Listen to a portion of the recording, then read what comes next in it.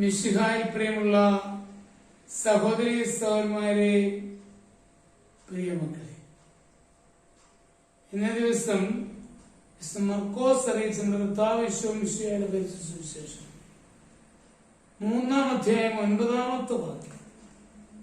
St. Mark's Gospel chapter 3 verse 9. ധാരാളം ആളുകൾ അവന്റെ പ്രവൃത്തികളെ കുറിച്ച് കേട്ട് അവന്റെ അടുത്തെത്തി.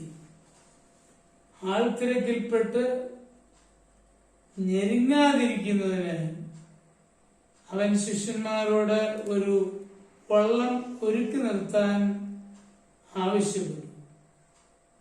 എന്നാൽ അവൻ പലർക്കും രോഗശാന്തി നൽകിയത് മൂലം രോഗമുണ്ടായിരുന്നവരെല്ലാം അവനെ സ്പർശിക്കുവാൻ തിക്കി നിരക്കിക്കൊണ്ടിരുന്നു.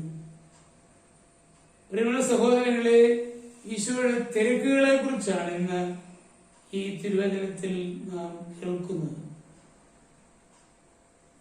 റിട്ടയർ ചെയ്ത ഒരു വൈദികന്റെ അടുത്ത് ഒരു ഷെയറിങ്ങിന് വേണ്ടി ചെന്നതാണ്. അദ്ദേഹം പങ്കുവെക്കുകയായിരുന്നു,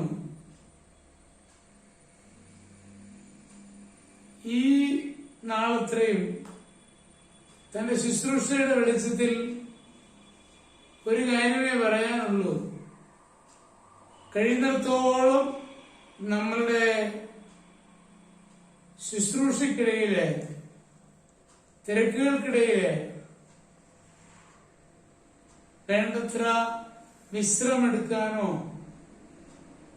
ക്രമീകൃതമായ ജീവിതം നയിക്കുവാനോ ഒക്കെ വിട്ടുപോയി.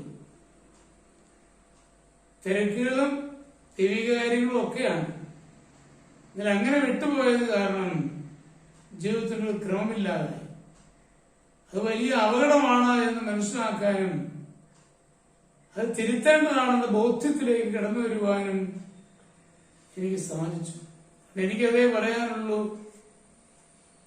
ഒരു നല്ല ചിട്ടയോടുള്ള ജീവിതം എപ്പോഴും നമ്മൾ പുലർത്തണം. അല്ലെങ്കിൽ പലപ്പോഴും ജീവിതം അസ്വസ്ഥമാകും. അതുകൊണ്ട് അനുദിന ജീവിതത്തിൽ ഏത് പ്രായമാണെങ്കിലും ക്രമീകൃതമായി ചിട്ടയോടുകൂടി ഒരു ജീവിതം നയിക്കുകയാണെങ്കിൽ അത് വിജയമാണ്. അല്ലാതിരുന്നാൽ അത് പരാജയവും. അതിനിടെ വരാതിരിക്കട്ടെ എന്ന് ആശംസിക്കുകയാണ്.